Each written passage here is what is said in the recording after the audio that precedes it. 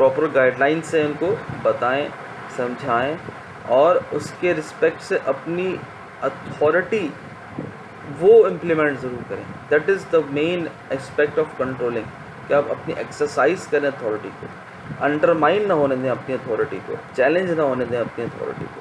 A state with the, यानी एक state with in a state, that is the main part of controlling. कि आप आपकी organisation के अंदर आप जो बात कर रहे हैं उसी के रिस्पेक्ट से कोई अगेंस्ट में कोई बात हो रही है, अगर जब तक वो जस्टिफाइबल नहीं है तो वो एक अलग चीज़ है, क्योंकि ये फिर ऑर्गेनाइजेशनल डिसओबीडियंस के अंदर भी आ सकती है बात।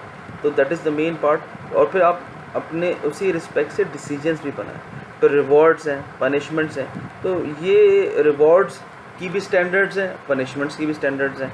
यानी ऐसी बात है ना, जब आप इवेल्युएट करेंगे स्टैंडर्ड्स को तो उसमें रिवॉर्ड भी लिखेंगे और पनिशमेंट भी लिखेंगे। फिर यार्ड स्टिक से मुराद ये है कि आप नापने के पैमाने बनाएं। ये मतलब कि आप बताएं ना कि कौन सी परफॉर्मेंस अच्छी होगी, कौन सी बुरी होगी, किस यूनिट की परफॉर्मेंस इतनी हुई तो अच्छी समझी जाएगी। हर यूनिट को डिफरेंटली मेजर करना बहुत ज़रूरी है। कुछ यूनिट्स की परफॉर्मेंस बाकी यूनिट की परफॉर्मेंसेस से बहुत इंपॉर्टेंट होती है। यानी अगर मैं एक इंजीनियरिंग ऑर्गेनाइजेशन की बात करूं तो उसमें वो प्रोसेस ओरिएंटेड होती है, तो जो प्रोसीजर्स इन्वॉल्व हैं उनकी परफॉर्मेंसेस बाकी मानता दूसरे डिपार्टमेंट की परफॉर्मेंसेस से बहुत इंपॉर्टेंट है। यानी जिस इंस्टीट्यूट में मैं सर्व कर रहा हूँ वो एक एजुकेशनल इंस्टीट्यूट है, तो वहाँ पर फैकल्टी की परफॉर्मेंस और फाइनेंस डिपार्टमेंट की परफॉर्मेंस में डिफरेंस है ना बेटा। फैकल्टी की परफॉर्मेंस डायरेक्ट इम्पैक्ट कर रही है ऑर्गेनाइजेशन के आउटपुट को, लेकिन जो फाइनेंस डिपार्टमेंट की परफॉर्मेंस है वो डायरेक्ट इम्पैक्ट नहीं करे, वो इनडायरेक्ट इम्पैक्ट रखती है। तो मेरी परफॉर्मेंस एक फैकल्टी की परफॉर्मेंस ज़्यादा इंपॉर्टेंट है। तो इट ऑल डिपेंड्स कि आप किस डिपार्टमेंट परफॉर्मेंस मेजर कर रहे हैं और फिर उसको कितना इंपॉर्टेंस दे रहे हैं, उसको कितना डायरेक्ट इम्पैक्ट आ रहा है आपकी ऑर्गेनाइजेशन की आउटपुट के अंदर। और टाइप ऑफ स्टैंडर्ड्स क्या हैं? ये टेक्निकल स्टैंडर्ड्स हैं आपके। फॉर एग्जाम्पल टेक्निकल स्टैंडर्ड्स से मुराद ये है कि आप जो स्टैंडर्ड्स बना रहे हैं उसमें क्या कहते हैं प्रोसेसेस इन्वॉल्व हैं कोई। अच्छा, टेक्निकल को तो हम थोड़ा सा दूसरे तरीके से 2 मिनट देना ज़रा मेरा अब सही, सॉरी। तो टेक्निकल से मुराद ये है कि जो आप परफॉर्मेंस क्राइटेरियाज बना रहे हैं, और फॉर एग्जांपल कोई इंजीनियरिंग ऑर्गेनाइजेशन है तो उसमें कोई प्रोसेस चल रहा है, तो एक इंजीनियर की परफॉर्मेंस को मेजर करने के लिए आप टेक्निकल स्टैंडर्ड्स मेंटेन करते हैं, टेक्निकल स्टैंडर्ड्स क्राइटेरिया बनाते हैं। इसके अलावा अगर फॉर एग्जांपल एक ऑर्गेनाइजेशन में कोई भी, जो ये आम तौर से होता है ऑर्गेनाइजेशंस के अंदर, कोई भी जब एम्प्लॉय काम कर रहा होता है ना, तो हर एम्प्लॉय की अपनी रेट ऑफ इन्वेस्टमेंट होती है, रेट ऑफ, यानी एक एम्प्लॉय की वजह से कितना नुकसान हुआ, कितना फ़ायदा हुआ, कितनी सेल्स जनरेट हुई। तो ये भी वो क्या कहते हैं टेक्निकल स्टैंडर्ड्स में चीज़ें आती हैं जो कि किसी भी एम्प्लॉय की परफॉर्मेंस को मेजर करने के लिए बहुत इंपॉर्टेंट है। तो अगर आप परफॉर्मेंस मेजर करना चाह रहे हैं बगैर स्टैंडर्ड्स बनाए हुए, तो फिर आप परफॉर्मेंस को मेजर नहीं कर सकते, ना ही एवेल्युएट कर सकते हैं। हिस्टोरिकल स्टैंडर्ड्स से मुराद ये है कि आपके पास कोई पास्ट स्टैंडर्ड्स बने हुए थे, आपने वही स्टैंडर्ड्स दोबारा इम्प्लीमेंट कर दी।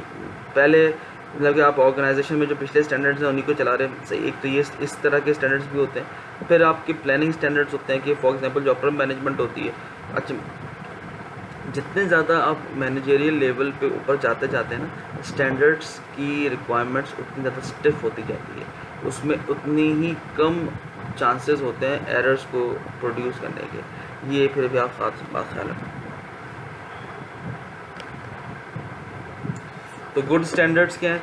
बेस्ड ऑन अप्रूव प्लान्स, यानी जो आपने प्लानिंग बनाई है उसके उन्हीं पे अप्रूव प्लान्स पे वो ये उनकी बुनियाद हो। मेजरेबल हो, ये ना हो कि इसको आप मेजर ना कर सकते हो, यार्डस्टिक ना हो। ह्यूमन फैक्टर्स को कंसिडर करते हुए बनाए गए हो। इन्हीं 4 पॉइंट्स पर हमने डिस्कशन किया है अभी। कंपैरेबल हो, यानी कि आप कंपैरिजन कर सकते हो 2 बंदों की परफॉर्मेंस का सेम डिपार्टमेंट के अंदर। और रीजनेबल हो, यानी कि वो रीजनेबल का मतलब कि रियलिस्टिक हो। और इंडिकेटिव हो, जो भी आपकी परफॉर्मेंस है, क्राइटेरियाज है ना, उसकी इंडिकेशन उसमें उन स्टैंडर्ड्स में शामिल हो। यहाँ तक बात क्लियर है बेटा? कोई सवाल है? ये क्वेश्चन है, इसका जो सोल्यूशन है वो स्लाइड्स में मौजूद है। तो पहले आपसे रिक्वेस्ट है कि ये क्वेश्चन को सॉल्व करके देखें। नहीं समझ में आता मुझसे बात करें, लेकिन इसको एक दफ़ा पढ़ लेते हैं। The company has decided for an average annual salary raise 8%। अच्छा, although the current inflation rate जो है वो, इन्फ्लेशन कहते हैं महंगाई के तनासुर को, सही है, महंगाई को कहते हैं इन्फ्लेशन करना। जैसे गुब्बारा होता है ना, फूल जाता है तो इन्फ्लेट कर जाता है, सूजन, उसको बढ़ जाना, तो इन्फ्लेशन रेट को महंगाई के रेट को भी कहते हैं। महंगाई जो है वो 10% बढ़ी है और आप सैलरी का रेज दे रहे हैं 8%, सही है। Each engineering manager may decide on the best way to distribute a salary increase to his or her staff. If everyone get an increase of 8%, then there will be no differentiation between good and poor performance. What should you do as the engineering manager? ये एक सवाल बड़ा important है, यानी कि अगर for example 8% ही सबको दे देंगे आप, तो फिर अच्छा परफॉर्मर कौन है, बुरा परफॉर्मर कौन है, ये कैसे पता चलेगा आपको? तो ये ज़रा सवाल का जवाब मैंने साथ में ही लिखा हुआ है नीचे कमेंट्स में। कमेंट्स किसके? स्लाइड्स के कमेंट्स के अंदर। जब आप पावर पॉइंट को खोलेंगे ना, उसको उसके नीचे कमेंट्स का एक बॉक्स होता है, तो उसको आप देखेंगे तो वहाँ पर आपको उसका सोल्यूशन मिल जाएगा। सोल्यूशन देखें, मुझसे सवाल करें, सही है बेटा। अच्छा, बैरियर्स क्या आते हैं भाई? एक सबसे बड़ा बैरियर सेटिंग स्टैंडर्ड्स में ये है कि आप खुद इतने स्ट्रॉन्ग नहीं हैं, आपको खुद पता नहीं है चीज़ों के बारे में, तो आप कैसे स्टैंडर्ड सेट करेंगे? आपको खुद नॉलेजेबल नहीं है, आप टेक्निकली स्ट्रॉन्ग नहीं हैं आप, सही है। फिर आपने ऐसे स्टैंडर्ड सेट कर दिए जो बहुत हाई हैं, और आप हाई स्टैंडर्ड्स तो हैं लेकिन आपकी जो वर्क फोर्स है वो उतनी स्किल्ड नहीं है। समझ में आ रही है बात आपको? यानी कि आपने इतने स्टैंडर्ड्स हाई सेट कर दिए हैं कि आपकी जो वर्क फोर्स जो इतनी स्किल्ड नहीं है उनको मीट नहीं कर सकती, तो वो डीमोरलाइज होगी, इसलिए। और अगर इतने लो स्टैंडर्ड सेट कर दिए कि हर कोई मीट कर रहा है, तो वो एक चैलेंजिंग एनवायरनमेंट ख़त्म हो जाएगा ऑर्गेनाइजेशन का। तो इट्स वेरी इंपॉर्टेंट कि आप बैलेंस रखें स्टैंडर्ड्स में, यानी ऐसे बहुत हाई भी ना हो और बहुत लो भी ना हो। That is the trickier part. यानी हम जब पेपर बनाते हैं तो ऐसा नहीं बनाते कि बहुत हाई स्टैंडर्ड का बना दें या बहुत लो स्टैंडर्ड का बना दें, हम मीडियम स्टैंडर्ड का बनाते हैं ताकि पेपर अटैम्प्ट हो सके। ऐसा नहीं हो सकता कि सिर्फ हाई स्टैंडर्ड का पेपर बना दिए तो कोई अटैम्प्ट ही ना कर सके, लो स्टैंडर्ड का बना दिए तो हर किसी का ही प्लस आ रहा है, ये पॉसिबल नहीं है। अब जैसे हम अभी इंशाल्लाह ताला ओपन बुक क्वेश्चंस देंगे, तो ओपन बुक क्वेश्चन को आप हाई स्टैंडर्ड नहीं बोल सकते, वो रिक्वायरमेंट है आजकल के दौर की, क्योंकि पेंडेमिक सर्च है। उसमें फिर आप अपने घर में बैठें, आप आपस में एक दूसरे से बातचीत नहीं कर सकते। हाँ, आपके पास इंटरनेट फैसिलिटी अवेलेबल है, आप इंटरनेट सर्च करें, आपके पास किताब अवेलेबल है, आप किताब सर्च करें, तो उसके रिस्पेक्ट से आपको फिर आंसर देना पड़ेगा। तो ओपन बुक पेपर मैं आपको इंशाल्लाह ताला दूंगा, जिसमें 20% MCQs और 80% डिस्क्रिप्टिव क्वेश्चन होंगे, जिसमें केस स्टडीज़ ही होंगी आपके पास मोस्टली, और बाकी 20% आपके MCQs होंगे।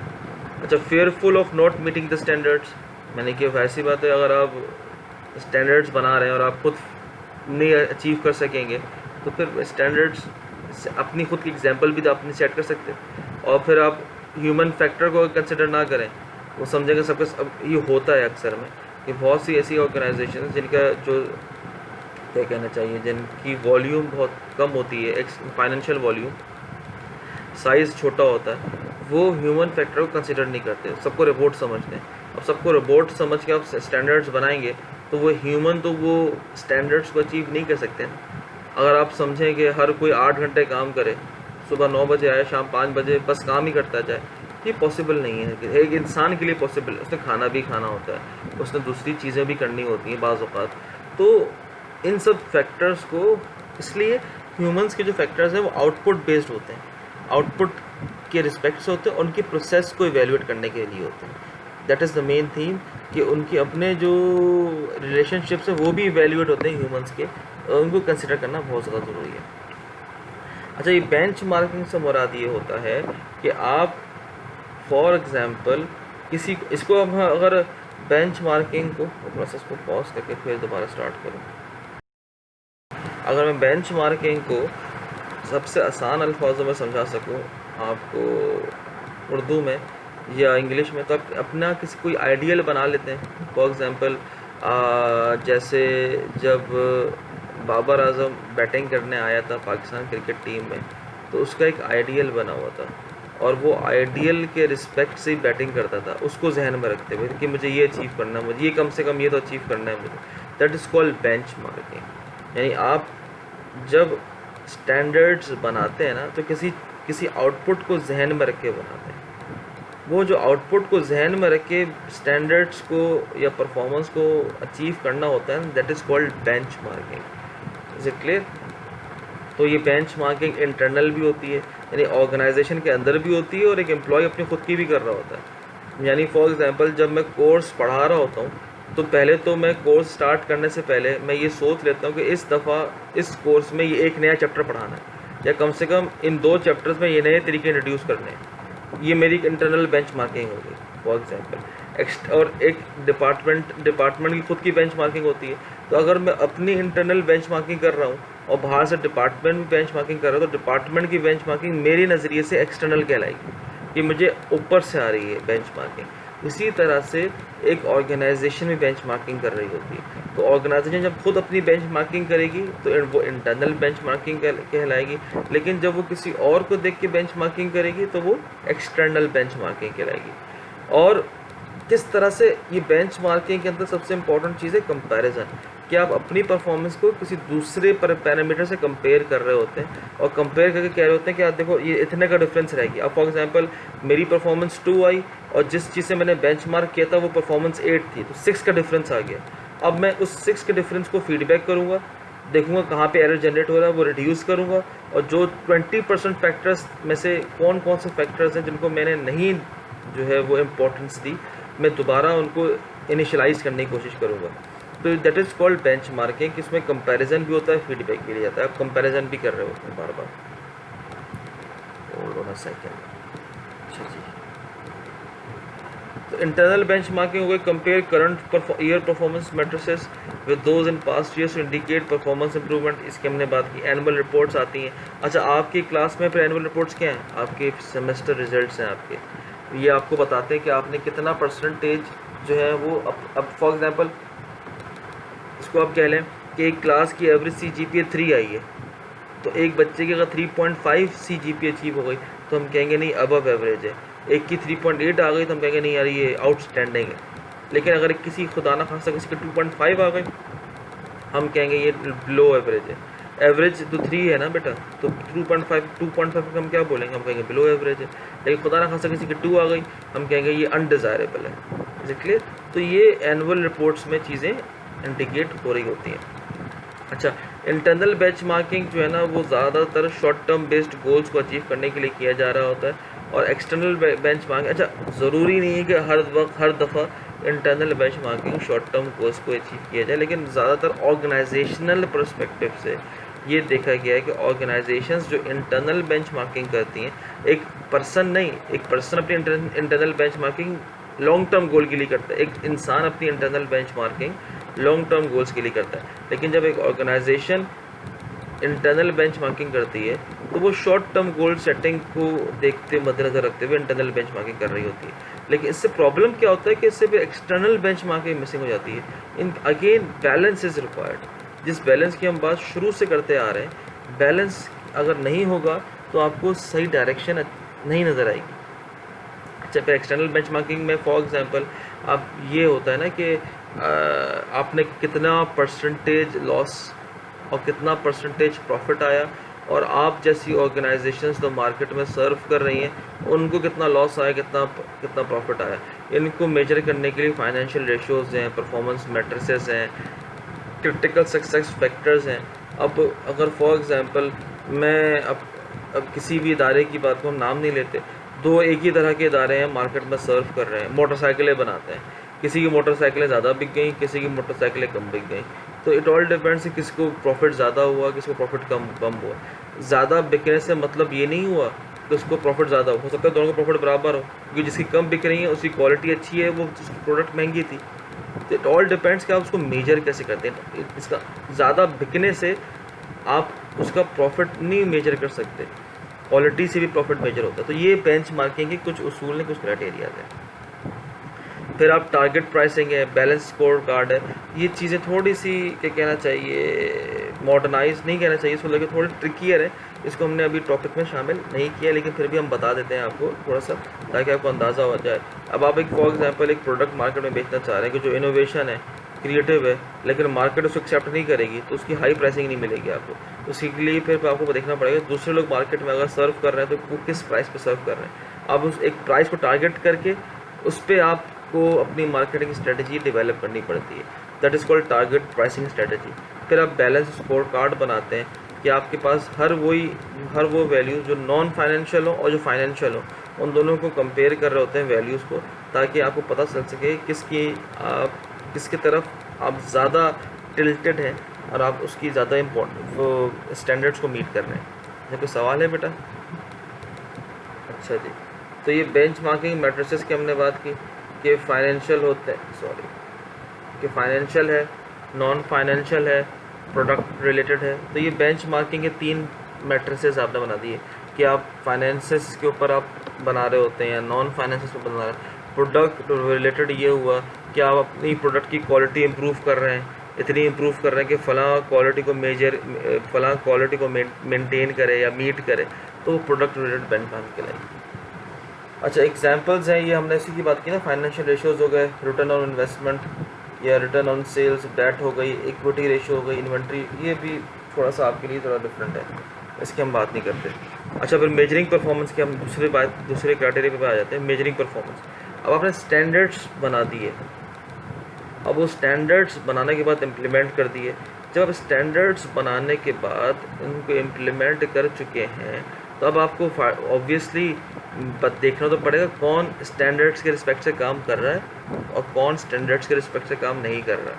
सही, ये एक मैंने जेनरिकली बात कर दी। वो जो लफ्ज़ में कह लो कौन स्टैंडर्ड्स के मुताबिक काम कर रहा है, उसमें जो सबसे पहला स्टेप है वो क्या है, मेजर करना कि किसकी परफॉर्मेंस कितनी है। ये 80% परफॉर्मेंस है, 20% परफॉर्मेंस है, ये 50% परफॉर्मेंस है। तो ये जो 80%, 20%, ये कैसे आएगा? फॉर एग्जांपल मैं अपनी अगर बात करूं तो हमारे परफॉर्मेंसेस के अंदर सिर्फ पढ़ाना नहीं होता, उसमें रिसर्च भी होती है, उसमें इंस्टीट्यूशनल सर्विस भी होती है। तो रिसर्च की कितनी इंपॉर्टेंस है, इंस्टीट्यूशनल सर्विस की कितनी इंपॉर्टेंस है।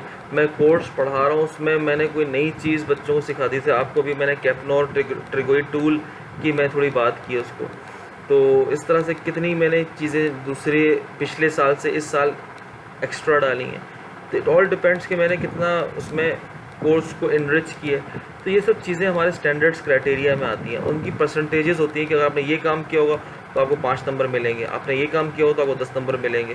तो ये मेजरिंग परफॉर्मेंस के अंदर आता है कि आपने अपने जो भी सिस्टमेटिकली प्रोग्रेस है ना, उसको स्टोर करना है, उसको कलेक्ट करना है, एनालाइज करना है, फिर उसको डॉक्यूमेंट करना है, फिर प्रेजेंट करेंगे आप।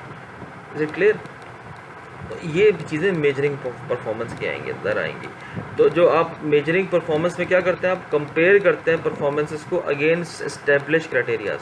यानी हर इंडिविजुअल जो एम्प्लॉई है, हर इंडिविजुअल जो डिपार्टमेंट है, अच्छा डिपार्टमेंट के भी अपने स्टैंडर्ड्स होते हैं, ऑर्गेनाइजेशंस के भी अपने स्टैंडर्ड्स होते हैं, हर इंसान के अपने सेपरेट स्टैंडर्ड्स होते हैं। तो हर किसी के स्टैंडर्ड्स को कंपेयर किया जाता है उसके लेवल के स्टैंडर्ड्स के साथ। यानी मेरी जो परफॉर्मेंस है, जो मेरे साथ जो स्टैंडर्ड्स किए गए ऑर्गेनाइजेशनल ने और ऑफिशियली वो स्टैंडर्ड्स मुझे बता दिए कि ये स्टैंडर्ड्स मीट करना है, उसके साथ कंपेयर किए जाएंगे मेरी परफॉर्मेंस को, और जो भी रिजल्ट आएगा उसको डॉक्यूमेंट किया जाएगा। किसकी 80% परफॉर्मेंस थी, 80% परफॉर्मेंस मतलब किसने 80% स्टैंडर्ड्स को मेंटेन किया, अचीव किया। 20% परफॉर्मेंस इसकी इसलिए नहीं आई कि उसने 20% स्टैंडर्ड्स को मेंटेन या अचीव नहीं किया। अच्छा, जिसकी अच्छी परफॉर्मेंस होगी उसको अप्रेज करेंगे आप फीडबैक के थ्रू, सैलरी के थ्रू, शाबाशी के थ्रू, या फिर आप उसको कोई रिसोर्सेज एक्स्ट्रा दे देंगे। अगर किसी की परफॉर्मेंस अच्छी नहीं होगी तो आप उसको वैसी बात है पनिशमेंट देंगे। अच्छा, अप्रेज के अंदर क्या होता है, रिकग्निशन देते हैं, कुछ शील्ड दे दी, कुछ सर्टिफिकेट दे देते हैं आप, इसको कहीं पर उसका नाम दे देते हैं उसका आप।